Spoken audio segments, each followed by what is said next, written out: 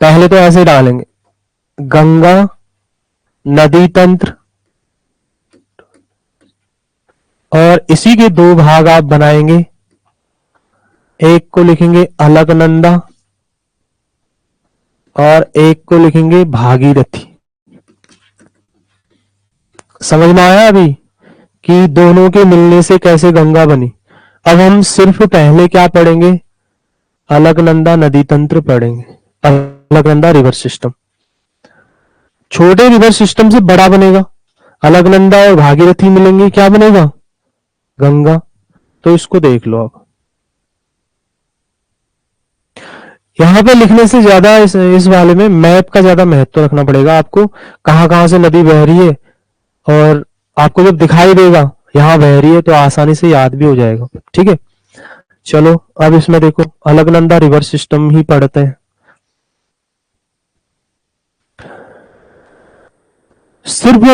सिर्फ अभी हम चमोली जनपद में चलेंगे, तो मैं आपको जब चमोली से रुद्रप्रयाग में आ जाऊंगा तो बता दूंगा। ठीक है, अभी जितनी चीजें होंगी सब चमोली में होंगी, तो आप समझ लो। अब देखो यहाँ पे, अब बहुत डिटेल से इसको पढ़ना होगा, बहुत सारी चीजें याद भी होंगी इससे।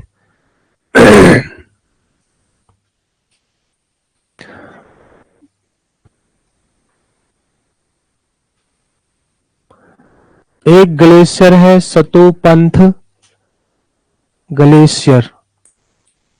ग्लेशियर क्या होते हैं, जहां बर्फ पड़ती है, हिमखंड होते हैं, सतोपंथ ग्लेशियर है। ठीक है, सतोपंथ ग्लेशियर पर्वत भी है, सतोपंथ सतोपंथ ग्लेशियर भी है, सतोपंथ ताल भी है।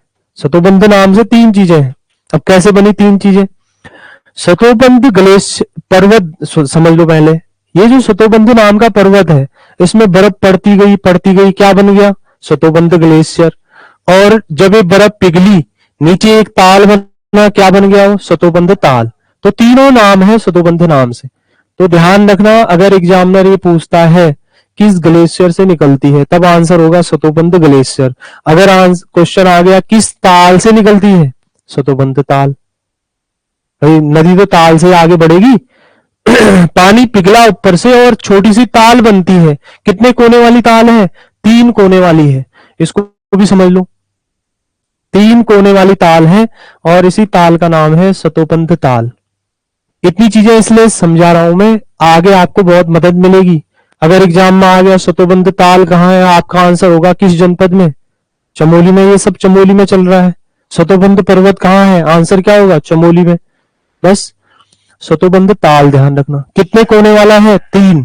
धार्मिक महत्व समझो इसका, तीन कोने वाला है। ये माना जाता है एक कोने में ब्रह्मा जी का वास है, एक कोने में विष्णु जी का वास है, एक कोने में शिव का वास है। इन तीनों को क्या कहते हैं, त्रिदेव कहते हैं।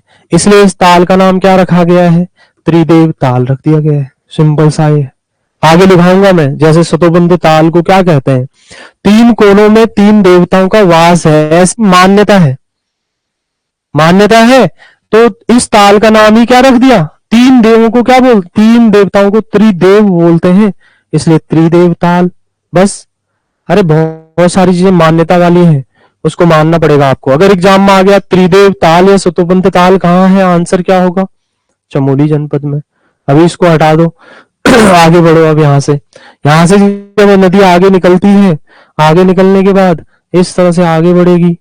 अब इसमें बहुत सारी नदियां मिलेंगी और उन नदियों के बारे में हम पढ़ेंगे। इसको हटा दो, वैसे समझाने के लिए बता रहा हूँ। कुछ चीजें सुनते रहना, आपको धीरे धीरे याद होती रहेगी, रटना नहीं है।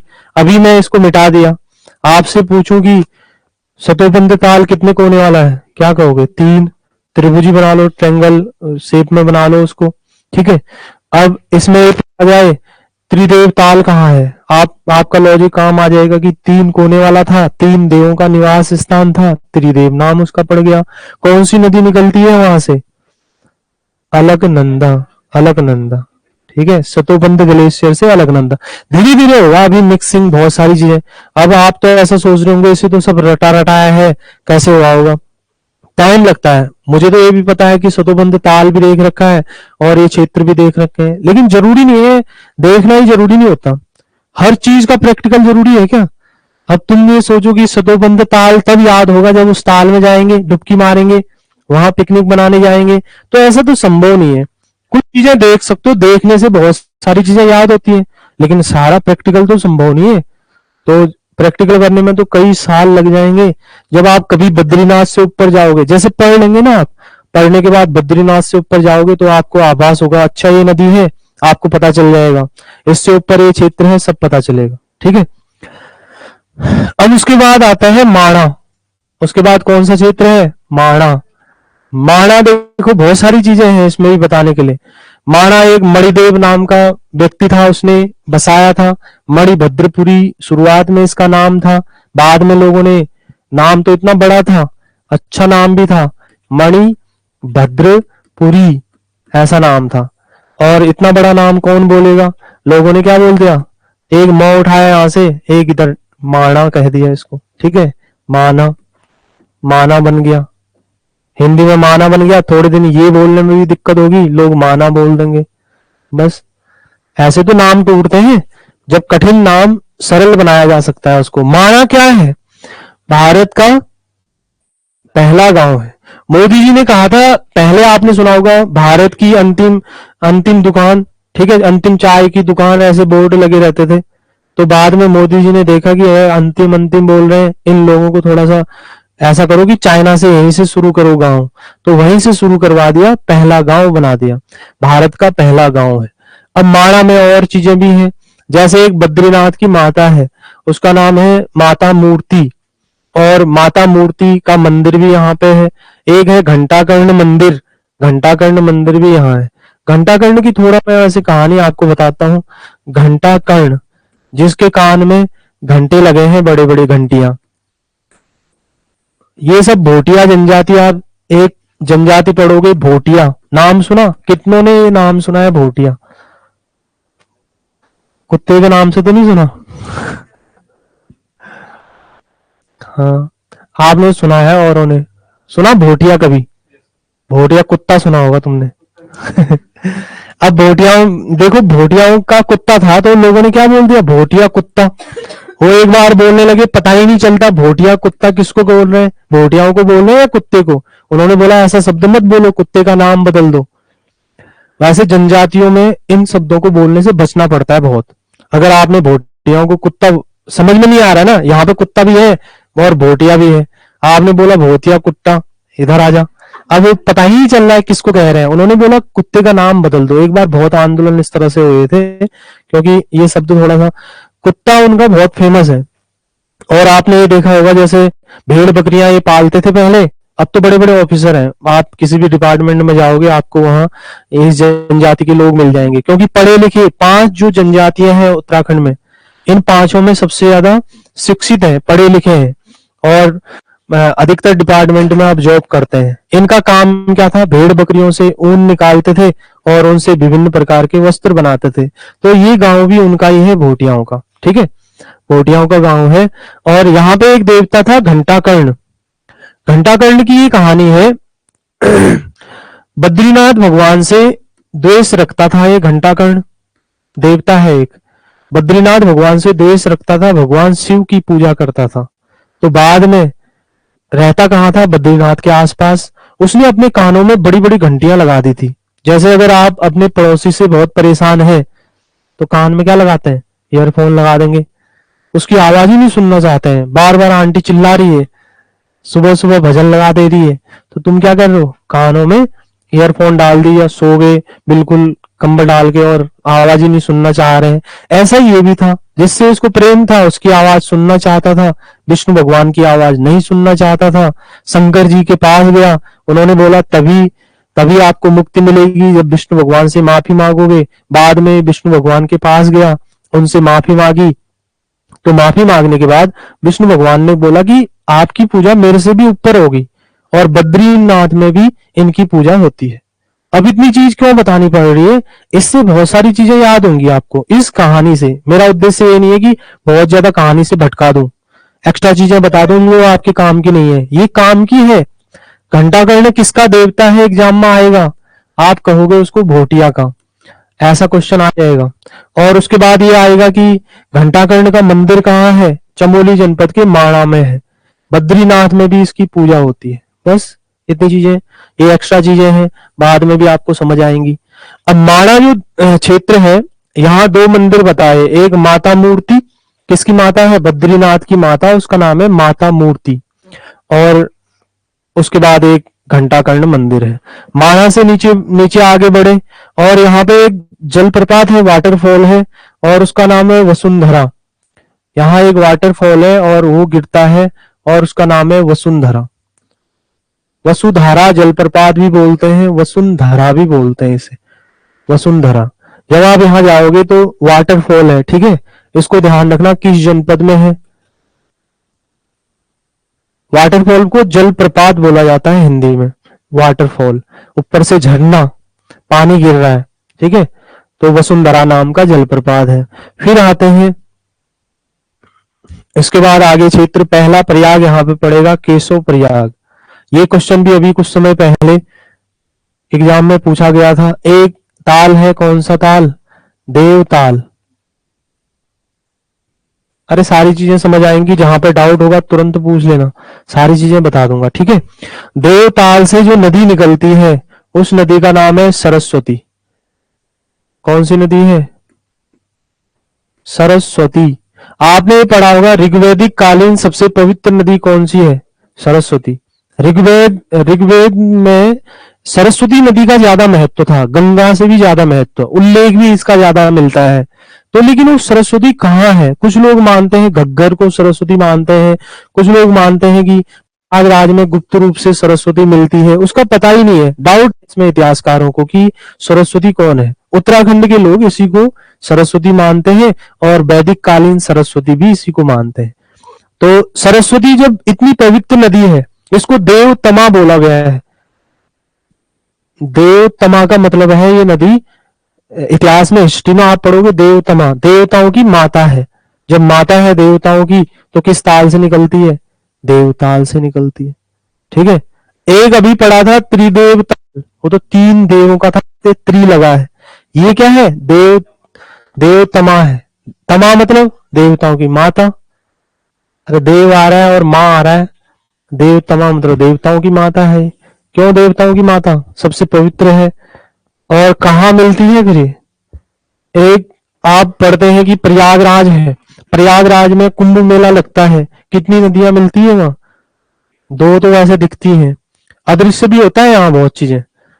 2 नदियां तो मिलती हैं, गंगा और यमुना। एक वहां पे अदृश्य मानी जाती है, ये सरस्वती नदी। अब ध्यान रखना, ये जहां पे मिलती है उस प्रयाग का नाम है केशव प्रयाग। एक प्रयाग और आ गया, ये 5 प्रयागों में नहीं है। मैंने बताया ना 14 प्रयाग से भी ज्यादा है, लेकिन 5 बहुत महत्वपूर्ण है, ये प्रयाग आ जाएगा। एग्जाम में क्वेश्चन आएगा केशव प्रयाग में किन 2 नदियों का संगम होता है, तो आप बताएंगे कौन कौन सी नदियां मिलती है, बताओ। अलकनंदा, ठीक है, इसको मैंने नाम लिख देता हूं ऊपर ही, अलकनंदा है इसका नाम, फिर बार बार पूछने में भी सही रहेगा। इसका नाम है अलकनंदा नदी, रिवर है। चलो हो गया, इतना समझ में आ गया? आपको समझ आया? पीछे पूछ रहे हैं उनसे, बताओ, मुझे पूछो, उनसे क्या पूछ रहे हैं आपसे? हैं? हाँ पूछ लो, कोई भी डाउट हो ना पूछो, आप 10 बार पूछो, 20 बार पूछो, पूछो ना, मेरे से पूछो। मैं तो चाहता हूँ, आप लोग पूछते ही नहीं। पूछो, जहां पे समस्या होती है पूछ लो, कोई दिक्कत नहीं होगी। चलो, समस्या 2 लोगों की नहीं होती, जिसको बिल्कुल समझ नहीं आ रहा है या जिसको पूरा समझ आ रहा है। बिल्कुल समझ नहीं आएगा तो समस्या होगी, तब भी आ रहा है समझ? चलो अब आगे देखो, केशव प्रयाग के बाद फिर आता है बद्रीनाथ धाम। कौन सा धाम? बद्रीनाथ। चलो इसको इसी साइड बना दो, दूसरी साइड, क्योंकि बद्रीनाथ धाम के नीचे से जो नदी बहती है उसका नाम है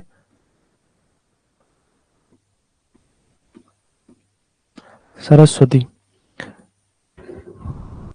बद्रीनाथ कौन कौन गया है तुम में से? कौन है इतना धार्मिक? अभी से बद्रीनाथ सारे गए हो।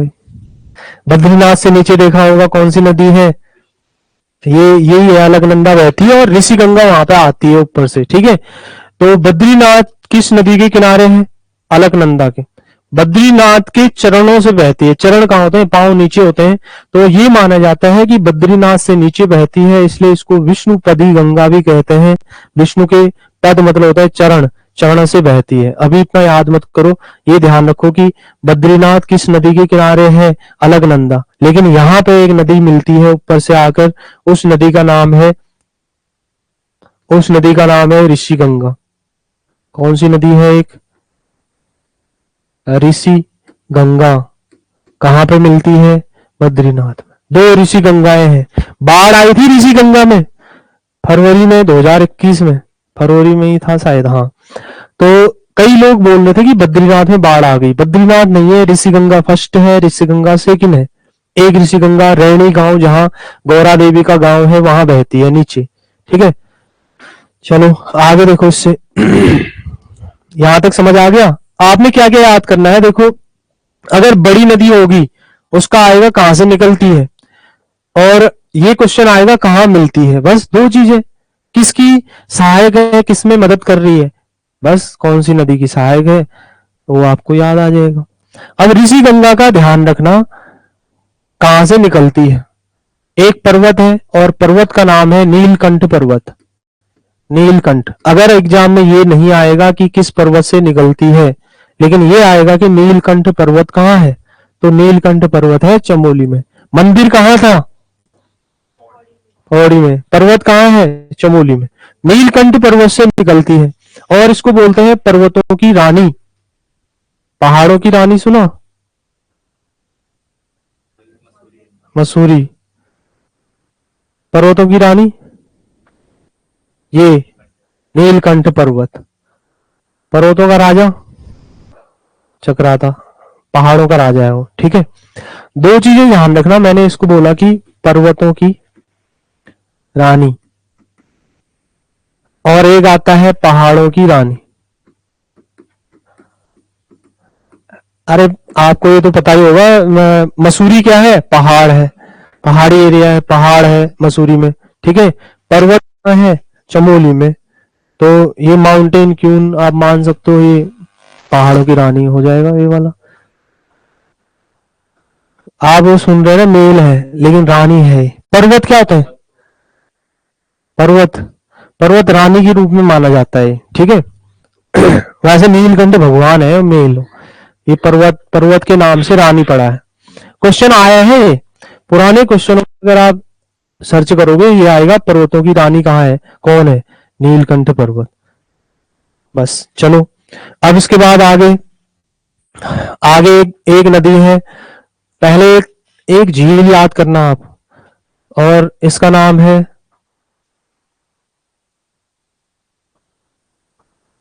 हेमकुंड झील। अब थोड़ी सी कहानी बताऊंगा इसके बारे में। देखो, हेमकुंड नाम की झील है और 7 पहाड़ पर्वतों से घिरी है। सप्तभृंग भी उसको कहते हैं, 7 पर्वतों से घिरी है। कहाँ है? चमोली में ही है। हेमकुंड झील के किनारे लक्ष्मण जी का प्राचीन मंदिर था एक, अभी भी है। आपने कभी हेमकुंड झील के जब कपाट बंद होते हैं हेमकुंड साहिब के, तब देखा होगा लक्ष्मण जी का छोटा एक मंदिर है कोने में। और ये मंदिर तो प्राचीन समय से था। कौन सा मंदिर? लक्ष्मण जी का मंदिर। बोला जाता था कि भगवान राम ने लक्ष्मण को दंड दिया था, इसलिए इसका नाम दंड पुष्करणी तीर्थ था। लेकिन क्या हुआ यहाँ पे 1930 में, 1930 में सिख धर्म के ग्रंथ में, उनका ग्रंथ है विचित्र नाटक, एक किताब है उनकी, विचित्र नाटक। अभी लिखना नहीं है इनको, सुन लो, सुनी हुई चीजें बहुत लंबे समय तक याद रहती है। 1930 में विचित्र नाटक एक ग्रंथ था इनका, गुरु गोविंद सिंह इनके अंतिम 10वें गुरु हैं, तो उन्होंने लिखा हुआ एक ग्रंथ है गुरु गोविंद सिंह का, विचित्र नाटक। इसमें लिखा गया था गुरु गोविंद सिंह ने पूर्व जन्म में यहाँ तप किया है, और सिख धर्म के लोग गए, और एक इसमें से व्यक्ति था 1930 में यहाँ पे छोटा गुरुद्वारा बना दिया। फिर बाद में क्या हुआ, 1936 में एक हौलदार था सोहन सिंह नाम का, और उसने क्या किया, वो बद्रीनाथ से वापस आ रहा था, उसने देखा कि कुछ लोग वहां जा रहे हैं उस साइड, उनसे पूछा कहाँ जा रहे हो, उन्होंने बोला एक सिख धर्म का पवित्र स्थल है आगे, क्योंकि बहुत दुर्गम क्षेत्र है, बर्फ पड़ती है यहाँ, कपाट बंद होते हैं, हर समय जाया नहीं जाता है।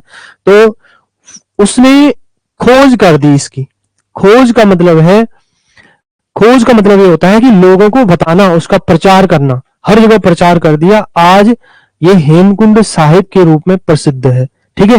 और विश्व का सबसे ज्यादा ऊंचाई पर स्थित गुरुद्वारा है।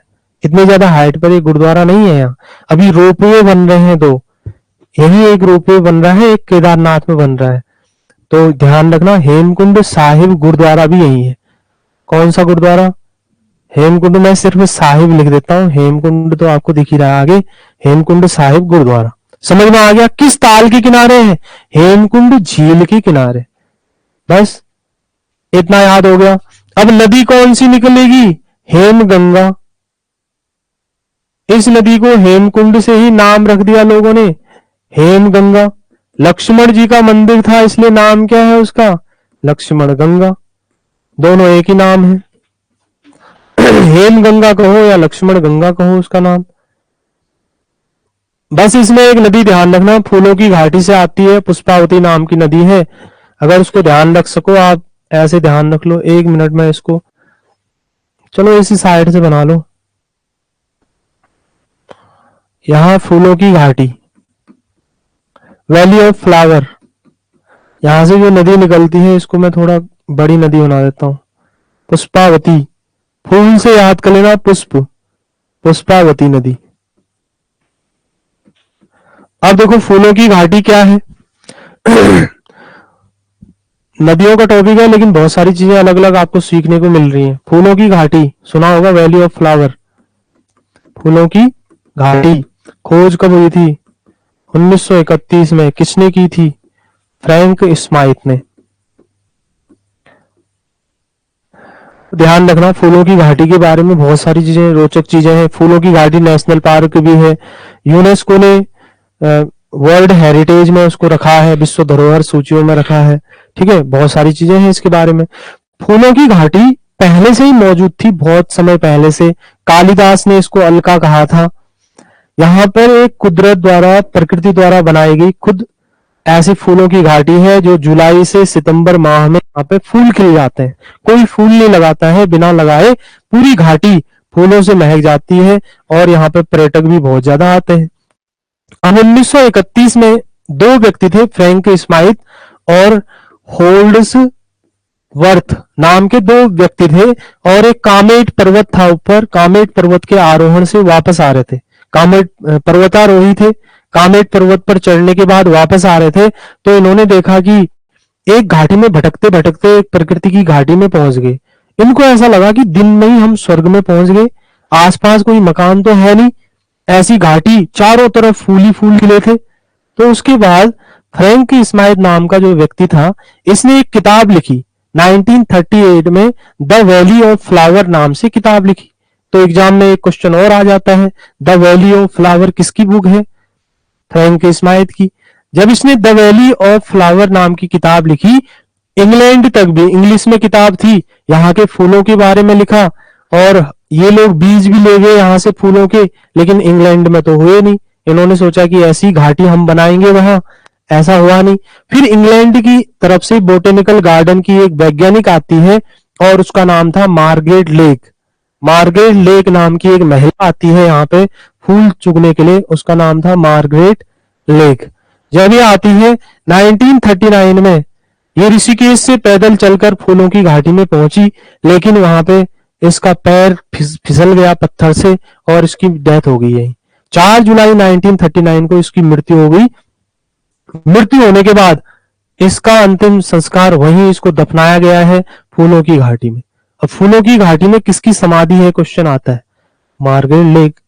लेक से याद कर लेना, लेक वैसे फिसला पैर, और उस तरह से आप नाम थोड़ा सा लॉजिक लगाना पड़ेगा ना, ऐसे आएगा। फ्रैंक स्माइथ की समाधि है, मार्गरेट लेक की है।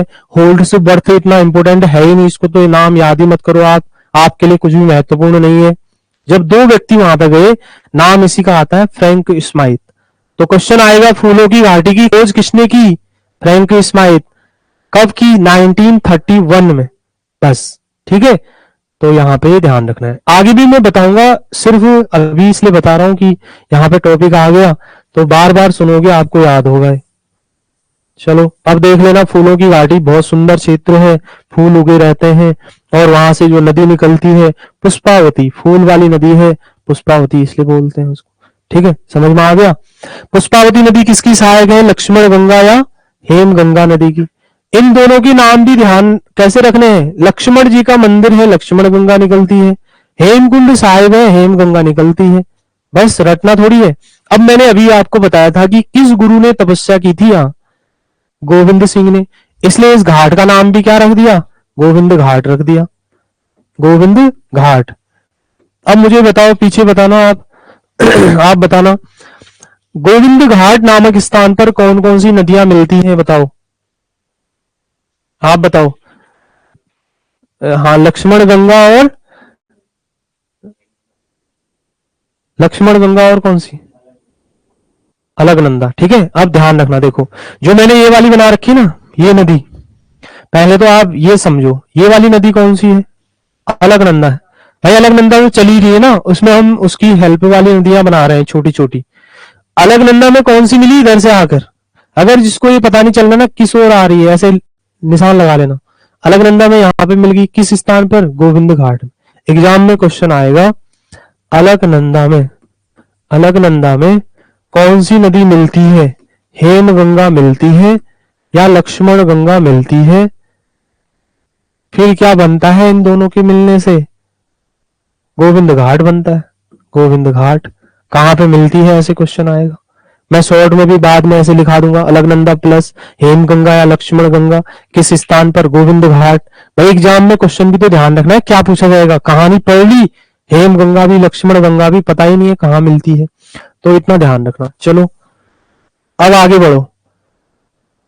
इसके बाद एक है पश्चिमी धौली गंगा, यहां पे एक है धौलागिरी श्रेणी। अरे ये याद नहीं भी होगा तो चल जाएगा, धौलागिरी श्रेणी। और यहां से जो नदी निकलती है उसका नाम है धौली गंगा, धौली गंगा। धौली मतलब होता है व्हाइट, व्हाइट गंगा मत लिखना, धौली गंगा, थोड़ा सा पानी सफेद सफेद टाइप का होगा, धौली गंगा उसको कहते हैं। धौली गंगा नदी कौन सी है, वेस्ट वाली है, पश्चिमी ध्यान रखना, क्योंकि दो धौली गंगा है, एक पिथौरागढ़ में है और एक चमोली में है।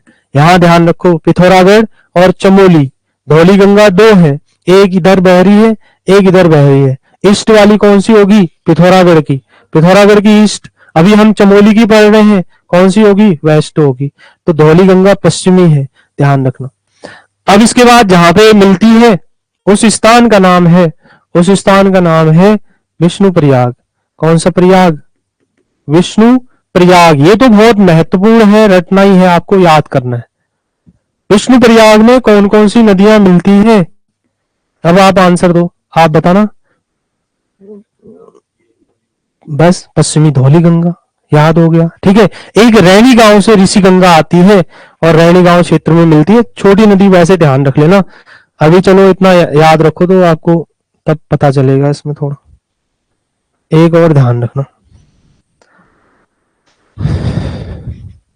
ऋषि गंगा, ऋषि गंगा ये छोटी है, कहां से आ रही है, रैनी गांव, यहां पे मिल जाती है। रैनी गांव कौन सा है,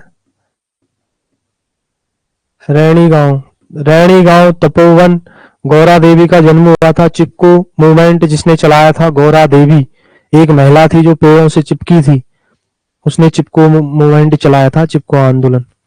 तो रैनी गांव की है। यही आपदा आई थी अभी 2021 में, यहीं पर आपदा आई थी इसी ऋषि गंगा में। ठीक है, दो ऋषि गंगा होगी। एक ऋषि गंगा किसकी हेल्प कर रही है, पश्चिमी धौली गंगा की। घर में जाके ना ऐसे बनाना आप, जैसे एक एक नदी को एक ही कलर से यहां से लेकर यहां तक दर्शाना है, तब आपको पता चलेगा ये वाली नदी धौली गंगा है। दूसरी नदी इसमें मिला दिया, उसको यहीं तक समाप्त करना है दूसरे कलर से, तब पता चलेगा आपको कि ये ऋषि गंगा है। अगर बना दिया ऐसे, ऊपर से एक नदी आ रही है, बोला कि इसमें ये भी मिल गई, अब पता ही नहीं, इसका नाम मान के चलो, इसका नाम मान के चलो ऋषि गंगा कर दिया तुमने, और इसका नाम कर दिया अलकनंदा, और पता ही नहीं चल रहा है ये वाली इधर इधर तक बढ़ी है आगे या ये वाली बढ़ी है। तो क्या करना है आपको, एक कलर से नीचे तक और दूसरे कलर से ऐसे, जिससे साफ साफ पता चले। अब आप यहाँ पे बिल्कुल बता सकते हो कि ये नदी, ये जो लक्ष्मण गंगा है यहाँ से आई है, किस झील से, हेमकुंड झील से आई है, और हेमकुंड झील से आने के बाद यहाँ मिली है गोविंद घाट। तो ऐसे आप बता सकते हो आसानी से। अब दो नदियां और हैं, एक है इसके बाद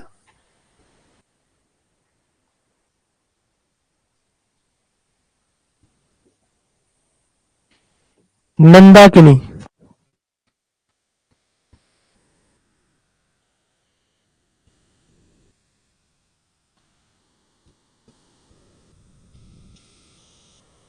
ये निकलती है नंदा घूंटी से।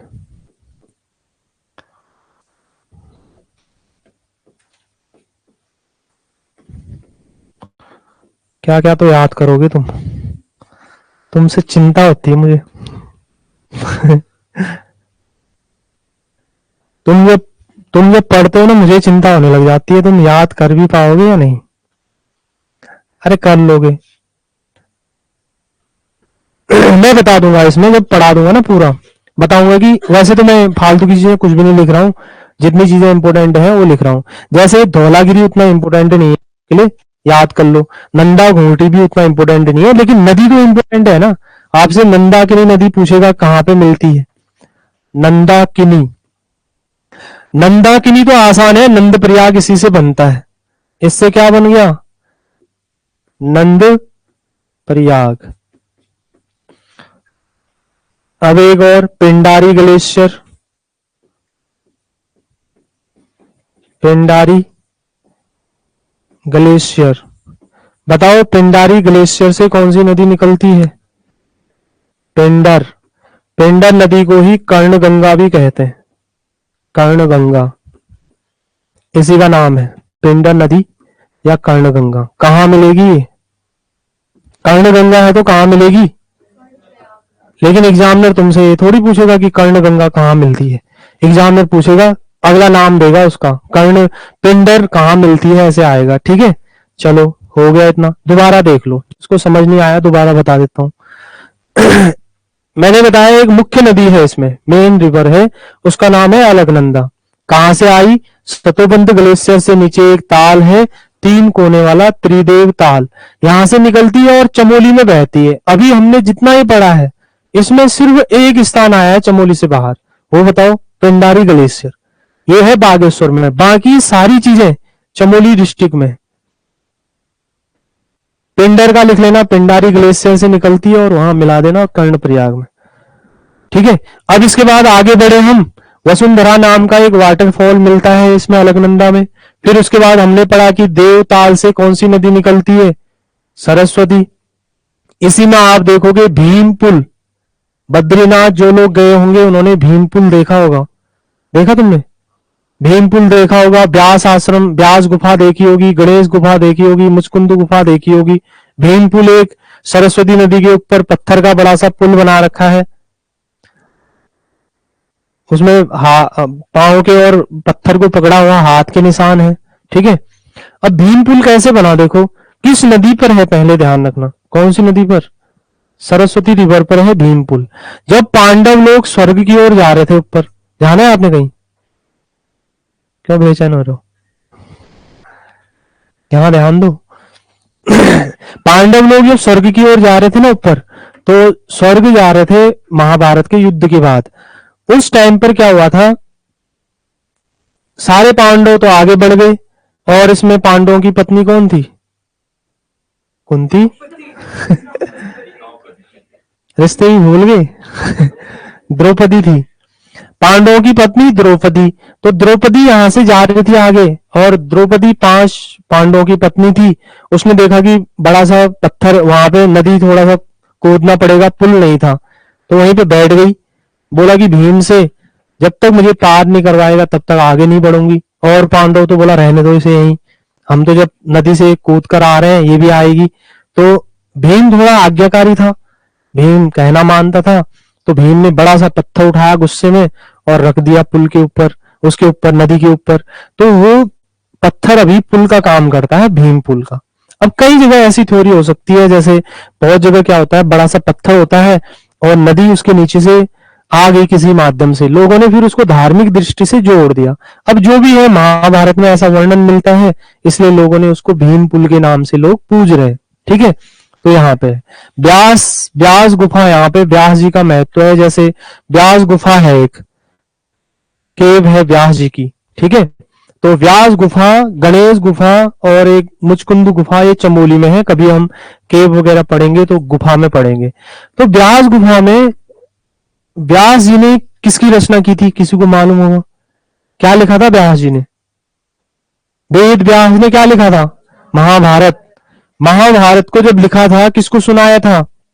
गणेश जी को। गणेश जी ने लिखने का उसका काम किया था। जिस गुफा में व्यास जी ने लिखा, व्यास गुफा, गणेश जी ने जिस जिस स्थान पर उसको लिखने का काम किया, लिपिबद्ध किया, गणेश गुफा। तो व्यास गुफा, गणेश गुफा यही है बद्रीनाथ से ऊपर। ठीक है, तो ये भी आपको याद हो जाएंगी। यहां मत लिखो इसको, नहीं तो ये बहुत बड़ी खिचड़ी बनेगी तुम्हारी, फिर याद भी नहीं होगा। इसको नोट में मत लो। जब इतना बना रखा है, तुमने कभी चौक का नाम याद किया? किसी चौक पर आप यहां से गए, किसी चौक पर नाम याद करते हो कि यहां से सड़क वहां जाती है। तुमसे पूछ लिया जाए यहां से पूरे देहरादून के चौक, तुम्हें पता होंगे घंटाघर से इधर जाता है रास्ता, उधर से इधर जाता है। ये भी कौन सा कठिन है भाई, ये चौक है। ये गोविंद घाट नाम का चौक समझ लो। कौन कौन सी सड़क आ रही है यहाँ? एक सड़क इधर से लक्ष्मण गंगा वाली, एक अलकनंदा, ये तो बताना है। मतलब इसमें आपको थोड़ा सा, आप इसको लोड में ले रहे हो, बहुत कठिन है। दो नदियां मिल रही हैं, उस स्थान का नाम रटना है बस, और रटना भी नहीं है, रोज को इसको 2-4 बार देखो। लक्ष्मण गंगा अगर इधर से आई मतलब यहां मिल गई। भाई एक बार में तो नहीं होगा ना याद, एक बार में 20-30% याद होगा, लेकिन धीरे धीरे इसको पढ़ोगे, कुछ भी नहीं कठिन है। समझ में आ गया? अब 5 प्रयागों में पहले और दूसरी नदी पढ़ लो, फिर उसके बाद मैं सारा बता दूंगा। अब इसी में आप शॉर्ट में कैसे लिख सकते हो, देखो एक कॉमन नदी कौन सी है? अलकनंदा। अपना शॉर्ट तरीका भी अपना सकते हो। अलकनंदा में कौन सी नदी मिली? सरस्वती नदी मिली। कहां पर मिली? केशव प्रयाग। आपने बहुत ज्यादा डिटेल से नहीं लिखना है। अलकनंदा और सरस्वती का संगम केशव प्रयाग में होता है। इतनी बड़ी लाइन लिखने की क्या आवश्यकता है? सीधे आप ऐसे लिख सकते हो, अलकनंदा और सरस्वती बराबर केशव प्रयाग। केशव प्रयाग में मिल गई ये, बस ऐसे एक याद हो गया प्रयाग। ठीक है, और ऐसे ही आप अलकनंदा कॉमन है, दूसरी नदी चयन करो वहां से। बताओ, पीछे बताना कौन सी नदी लिखूं। ये लिख देता हूं ऋषि गंगा। कौन सी नदी?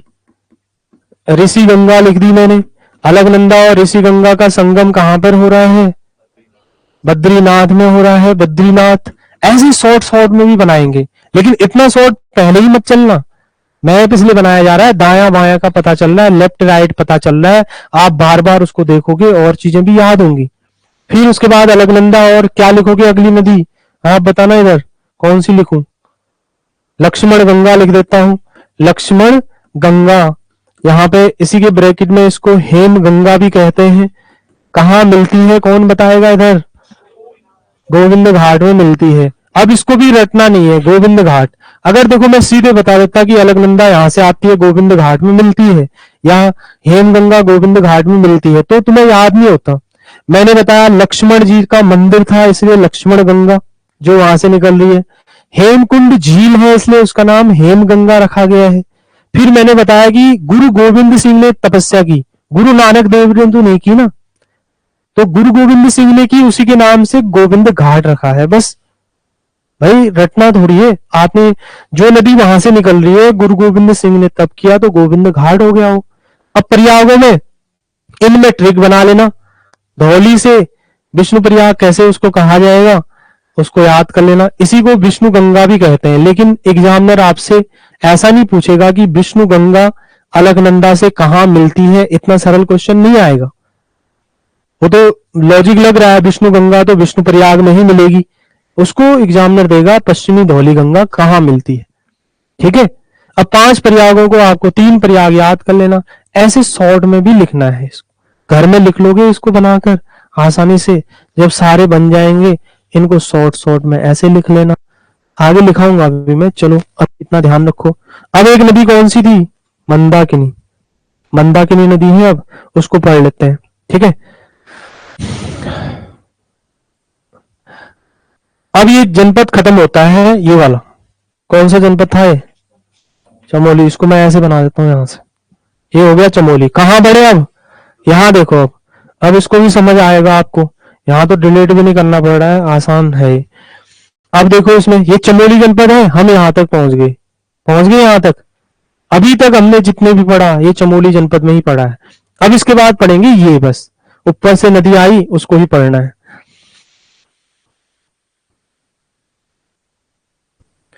अब यहाँ पे देखो केदारनाथ मंदिर है, और केदारनाथ मंदिर से ऊपर है चौराबाड़ी ग्लेशियर। चौराबाड़ी ग्लेशियर है। लास्ट में मैं मौका दे दूंगा, फोटो वगैरह खींच लेना आराम से, ठीक है। फोटो खींच लेना, इसका चित्र बना लेना घर में। अरे कोई दिक्कत नहीं होगी, मैं आपको मैप भी दे दूंगा, फोटो भी खींचने के मौका दे दूंगा, इसके नोट्स भी दे दूंगा, सारा कुछ मिल जाएगा जितना सुना हुआ, क्योंकि आप जितना सुनोगे आपके काम आएगा, दूसरा जितना सुनेगा उसके काम आएगा, दूसरा जितना सोएगा उसका काम आएगा, दूसरा जितना बाहर जाएगा ध्यान नहीं होगा उसको उतना काम आएगा, उसका पढ़ा हुआ। आप खुद के लिए पढ़ रहे हैं ना, अपना अपना ध्यान दो बस। दूसरा दूसरे को तो आप ऐसा बोलो कि कोई बात नहीं, आज मत आ, कल मत आ, बस पढ़ाई मत कर, अपने पे ध्यान दो। देखो अपनी चिंता करनी है। जिस दिन तुम्हारा सिलेक्शन होगा, लोग रिश्ते इधर उधर से कई जगहों से लगा लेंगे, जो आपको जानता भी नहीं है ना, वो आपका स्टेटस लगाएगा, कहीं फोटो लगा देगा, अच्छा इसका सिलेक्शन हो गया, हमारे गांव से ये निकला है, उसका सिलेक्शन हो गया। कभी आपसे बात ही नहीं करता, आपसे मिला ही नहीं है, आपका फोटो लगा देगा। उसकी चिंता नहीं करनी है, उसका प्रचार बहुत जल्दी होता है। सफलता का प्रचार करने में टाइम ही नहीं लगता। बहुत लोग रिश्ते लगा लेंगे आपसे 2 मिनट में, बोलेंगे इसका सिलेक्शन यहाँ हो गया।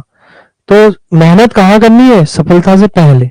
सफल हो जाओगे, कौन नहीं जानेगा। अगर आप आईएएस बन गए, और तो छोड़ो, पूरा उत्तराखंड तक आपको जानने लगेगा।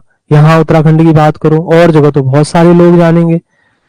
तो आपकी सफलता के गुणगान न्यूज़पेपर वाले अपने आप ही आपकी चीजें छपवा देंगी, ठीक है। और तो इसका प्रचार आपको कहीं ध्यान नहीं रखना है। खुद फेमस बनना है तो एक ही चीज से बन सकते हो, सफलता से। फिर भविष्य तो अपना चमत्कार वाला ही है। बद्री केदारनाथ देखो, केदारनाथ, केदारनाथ किस नदी के किनारे है? मंदाकिनी नदी के किनारे है। और मंदाकिनी नदी कहां से निकलती है? एक ग्लेशियर है चौराबाड़ी, चौराबाड़ी मेन ध्यान रखना है। देखो चौराबाड़ी को कभी नहीं भूलना है आपने। यहां से क्या क्या याद करना है? देखो सतोपंथ ताल, अलकनंदा का उद्गम नहीं भूलना है, मंदाकिनी का उद्गम नहीं भूलना है, क्योंकि यहाँ बहुत ऐसा सिस्टम है कि 2013 में आपदा आई थी। 16-17 जून 2013 को आपदा आई थी केदारनाथ में।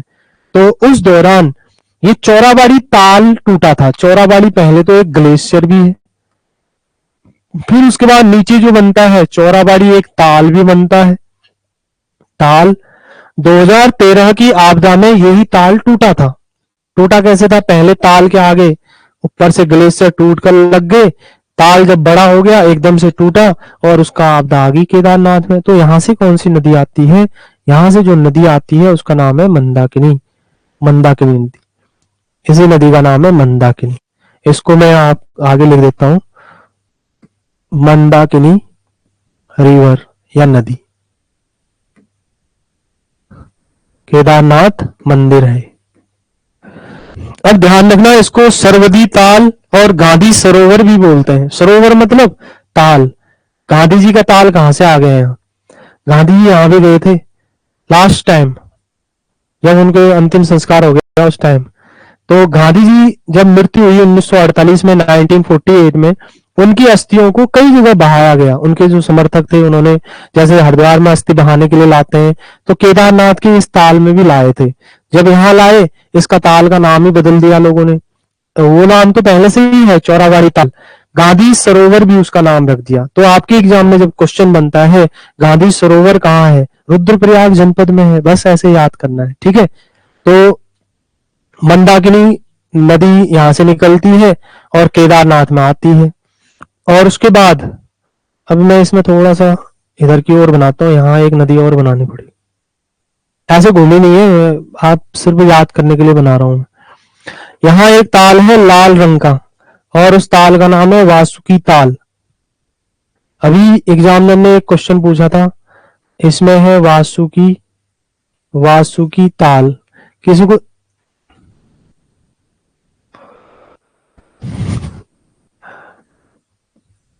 कॉकरोच आ गया, डरता तो नहीं कोई है? अच्छा,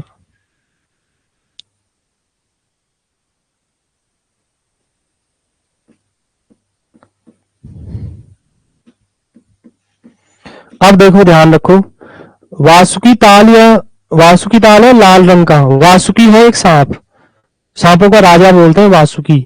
आपने बचपन में कहानी सुनी होगी तो नहीं सुनी होगी, कोई बात नहीं। अभी पोस्टर देखा होगा एक, इसमें बीच में एक पर्वत सा है और इसमें सांप बना हुआ है, एक तरफ से देवता खींच रहे हैं उसको, एक तरफ से राक्षस। मुंह की तरफ कौन है? देवता, जो भी है चलो छोड़ो। मुंह की तरफ और उसकी तरफ उसको रस्सी बनाया गया है वासुकी को। जब रस्सी बनाएंगे तो रस्सी घिस जाती है, एक तरफ से देवता खींच रहे हैं, एक तरफ से राक्षस, और ये सांप इसके इसके शरीर ही घिस गया इसका। पेड़ा होते होते इस ताल में आया और इस ताल में आने के बाद ताल के अंदर चला गया। तो लोगों की ये मान्यता है, क्योंकि ये लाल रंग का ताल है। अब मैं इतनी चीजें क्यों बता रहा हूँ? वासुकी ताल कहाँ है आएगा? टिहरी और रुद्रप्रयाग की सीमा पर है। यहाँ से कौन सी नदी निकलती है? सोन गंगा नदी निकलती है। कैसे रंग का ताल है? लाल रंग का। एक बार एग्जाम में क्वेश्चन आया था, क्योंकि उत्तराखंड में एक नाग वंश था, नागा, तो नाग वंश के लोग नागों की पूजा करते थे। इसमें आया था वासुकी नाग का संबंध समुद्र मंथन से। ऐसे डैश में क्वेश्चन दे दिया, समुद्र मंथन, समुद्र का मंथन हो रहा था ना, समुद्र को मथा जा रहा था, दही मथते हैं ऐसे समुद्र को मथा जा रहा था, उस दौरान की कहानी है। अब धार्मिक मान्यता जोड़ देते हैं लोग। अभी आप ये इतना याद करो, वासुकी ताल है और यहाँ से सोनगंगा निकलती है, जहां पे मिलती है वहीं पे स्थान का नाम है सोन प्रयाग। सोन प्रयाग, सोन प्रयाग। जब केदारनाथ जाएंगे ना आप, सोन प्रयाग आएगा, गौरीकुंड ये क्षेत्र आते हैं, ठीक है। सोन प्रयाग में एक मंदिर है त्रिजुगी नारायण, और 3 युग से वहां पे जोत जल रही है। अभी मोदी जी ने कहा था कि उत्तराखंड को वेडिंग डेस्टिनेशन के रूप में विकसित करना है, तो आप पर्यटन स्थलों में ऐसा लिख सकते हैं। मोदी जी ने कहा कि लोग शादी तो करते हैं, कई बार लोग शादी करने के लिए उत्तराखंड के क्षेत्र में आ सकते हैं, तो यहाँ वेडिंग डेस्टिनेशन बन जाएंगे बहुत सारे। ये त्रिजुगी नारायण तो पहले से ही है, लोग जाते हैं और वहां पे विवाह करके आ जाते हैं, सस्ते में निपट जाता है। अभी आपने चमोली की एक डीएम देखे होंगे, उन्होंने सिंपल विवाह किया था गोपीनाथ मंदिर में जाकर। संपन्न थे ना वो, डीएम तो थे, संपन्न थे, सब लोग जानते थे, लेकिन उन्होंने कैसे किया? सिर्फ गोपीनाथ मंदिर में गए, एक माला डाली, लोगों को संदेश दिया कि इतना ज्यादा खर्च करने की आवश्यकता नहीं है, सामान्य व्यक्ति भी डर के मारे खर्चा करता है।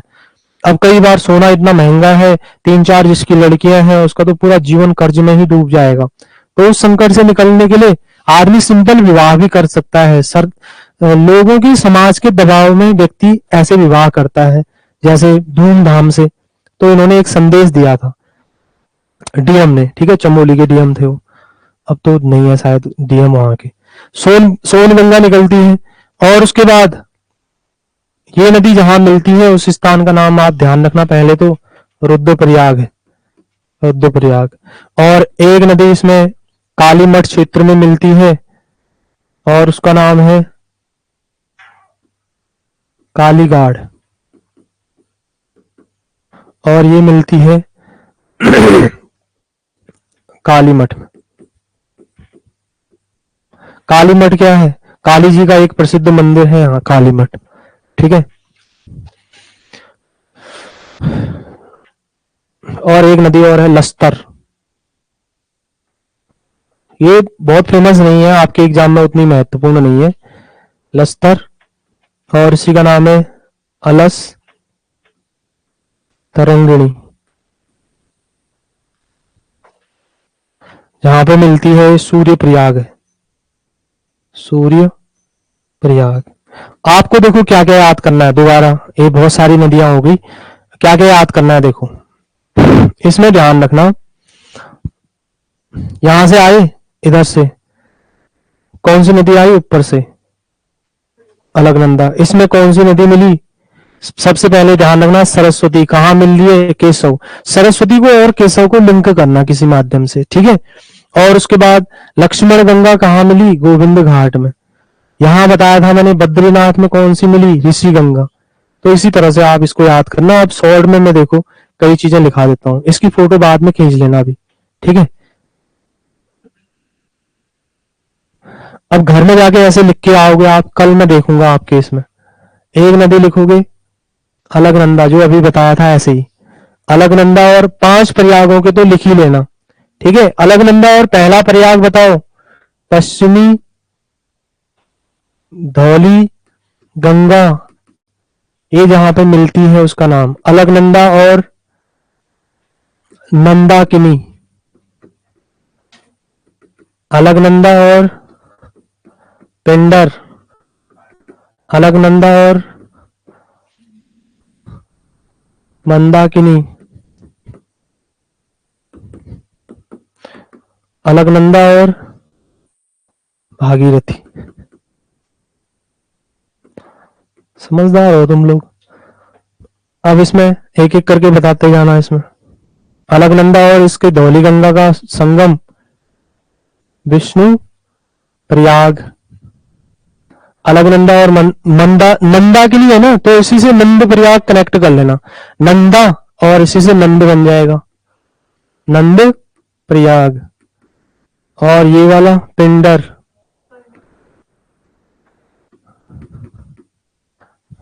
मंदाकिनी, रुद्रप्रयाग।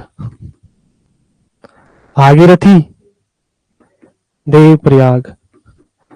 अगर आपसे पूछा जाता है किस डिस्ट्रिक्ट में कौन है, ये 3 कहाँ थे?